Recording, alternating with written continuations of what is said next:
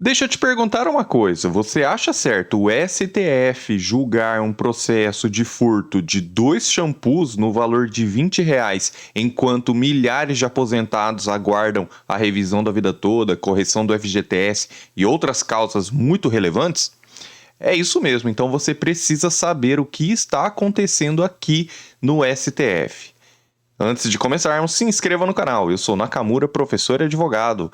Você que está aguardando a revisão da vida toda, correção do FGTS, acompanha comigo aqui. O que está acontecendo? Em abril desse ano, a segunda turma do Supremo Tribunal Federal absolveu um reincidente condenado por furtar 4 desodorantes e 2 aparelhos de barbear no valor de R$ 114. Já em maio, a ministra Rosa Weber extinguiu a ação penal de um homem que havia furtado 2 shampoos avaliados em R$ 20. Em julho, o ministro Luiz Edson Fachin concedeu um ofício de habeas corpus a um homem que tentou furtar fios de cobre, que foram posteriormente devolvidos à concessionária de energia elétrica. Também em julho, ministro Lewandowski absolveu um homem que foi preso por estar em local impróprio para pesca, com material para a prática, sem ter, no entanto, retirado do mar um peixe sequer.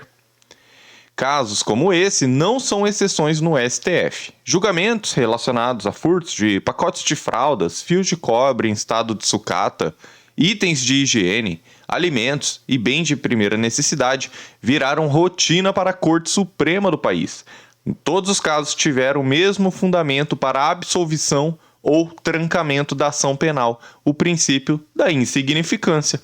Esse princípio, também conhecido como da bagatela, não está previsto no ordenamento jurídico. Ele trata-se de uma criação da doutrina e jurisprudência, fontes responsáveis por aperfeiçoar a aplicação das leis. Ele tem como objetivo não penalizar furtos pequenos, de baixo valor, normalmente de bens de primeira necessidade. Mais do que absolver a pessoa, a aplicação do princípio da insignificância remove a tipicidade material do ato delituoso, extinguindo assim o próprio delito. O STF estabeleceu 4 requisitos que precisam ser acumulados cumulativamente para a aplicação do princípio da insignificância. São eles: a mínima ofensividade da conduta do agente, nenhuma periculosidade social da ação, grau reduzido de reprovabilidade do comportamento e inexpressividade da lesão jurídica provocada.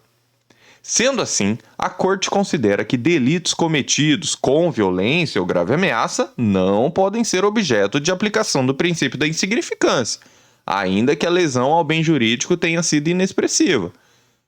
Olha só, o STF, embora ele tenha deixado claro os pressupostos exigidos para a aplicação do princípio da insignificância, o STF continua recebendo ações que deveriam ter sido trancadas nas instâncias inferiores, o que só faz crescer seu já robusto acervo. De acordo com dados da plataforma Corte Aberta do próprio STF, o número de processos que tramitam na Corte foram catalogados como habeas corpus, recurso em habeas corpus e princípio da insignificância é de 1.120, quantia que só aumenta, mas não por falta de julgamentos. Em 2020, os ministros julgaram 3.795 processos dessa forma. Em 2021, 4.012 processos. Nos primeiros 7 meses de 2022, já foram julgados 2.273 processos desse tipo, mais da metade do total de 2021. Então, o criminalista Fernando Gardinali disse que, recentemente, o Ministério Público Federal divulgou o levantamento sobre a quantidade de habeas corpus em que se requereu a aplicação do princípio da insignificância. Chama a atenção aqui que o primeiro lugar é de furto simples.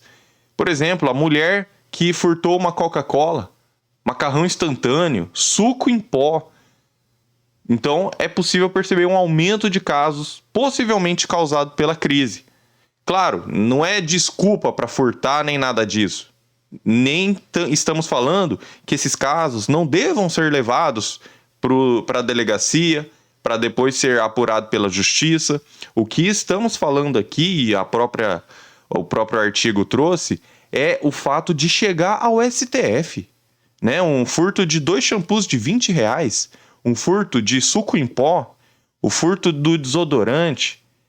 né? Então, tudo bem, a polícia pode apurar, a justiça pode apurar também. Agora, chegar ao STF, a Corte Suprema, a corte mais importante do país, o guardião da justiça, que tem tantos processos pendentes de julgamento que vão afetar a vida de milhares de pessoas, e aí perdendo tempo com processos como esse, aí fica difícil. Olha aqui o gráfico da quantidade de decisões por ano do STF. O STF está virando uma máquina de julgamento e mesmo assim não está dando conta, porque realmente está chegando muito processo assim, pessoal. Olha aí, por exemplo, em 2000 eram 21 decisões por ano. Agora, em 2010, 792 decisões. 2018, 2.760. 2020, 3.795. 2021, 4.812. E já batemos aqui mais da metade do ano e também mais da metade dos números. Então, tudo indica que vamos bater esse número. Pessoal, quantidade de decisões por ano, ó, 4.812 dividido por 365. Imaginando que o STF trabalhasse, né, todos os dias, o que não acontece, porque tem um recesso de dezembro, de janeiro e de julho, né? Tem as férias dos ministros aí. Mas imaginando que trabalhassem todos os dias, inclusive aos domingos, isso daria uma média de 13 decisões por dia, mesmo trabalhando aos domingos e sábados, o que não acontece. Então, realmente, isso só nos mostra, né? Imagina o STF dando decisões desse tipo aí, 13 por dia, todos os dias. Então, realmente, fica difícil, né, pessoal? A gente aguardando julgamentos relevantes, revisão da vida toda, correção da FGTS, e aí como é que fica? Então, uma coisa é o acesso à justiça, que é o que está sendo, né, realmente pode levar ao conhecimento da justiça. Agora, o que não pode fazer é deixar tantos aposentados e trabalhadores desamparados sem uma resposta. E fora isso, tem o custo da tramitação, né? Dados também indicam que esses processos, ao chegarem no STF, eles levam cerca de 100 dias para serem julgados em média. A revisão da vida toda já está há 2 anos no STF. E esses processos são julgados em 100 dias. E, além disso, eles já passaram por todas as instâncias inferiores. Enquanto isso, o réu pode passar esse tempo aguardando o julgamento privado de liberdade. Então, a própria Defensoria Pública da União mostrou que estimativas conservadoras indicam que cada ação dessa, cada processo, custe ao Estado R$ 6.400 para ficar tramitando até o STF. Então, um furto de shampoo de R$ 20 custou, somente o seu processo judicial custou R$ 6.400 para tramitar. E aí é o que a gente falou. Não confunda, né, essa aplicação do princípio da insignificância, por isso que ele tem os requisitos. Não confunda, por exemplo, com um roubo. Ah, ele veio, ele botou ou um simulacro, né, aquela imitação de arma, ou uma arma de verdade, ele roubou, só que ele roubou um relógio falsificado de R$ 25. Então, aplica-se o princípio da insignificância? Não aplica-se, porque houve o emprego de violência ou grave ameaça. Aí, o bem jurídico tutelado é o patrimônio dos R$ 25, mas é também o bem jurídico da vida, né? Ninguém gosta de ter uma arma apontada para a pessoa, ou mesmo que seja um simulacro, aquelas imitações, você não tem como saber. Tem umas imitações muito bem feitas, né? Então, o que a gente está tratando aqui é aquela... Vocês viram o caso, é a mãe de família que foi pegar um suco em pó no mercado. Não tá certo, ninguém tá falando que tá certo. Ninguém tá falando que, né, a justiça não precisa apurar isso. Mas o que a gente está falando é que não pode chegar ao STF processos assim, pessoal. Então, é por isso, entre outros motivos, que o seu processo da revisão da vida toda, do FGTS e outros processos ainda não foram julgados. Eu sou Nakamura, professor e advogado há mais de 10 anos, eu fico por aqui e assistam aos outros vídeos desse canal. Eu coloco, quando são informações sobre a revisão da vida toda e FGTS, eu coloco a data, assista, eu recomendo você assistir até dos últimos 30 dias, porque são vídeos diferentes, que eu vou trazendo informações diferentes, vou respondendo muitas perguntas. Então inscreva-se no canal, deixe o seu like e não esqueça de assistir os outros vídeos desse canal. Estamos juntos!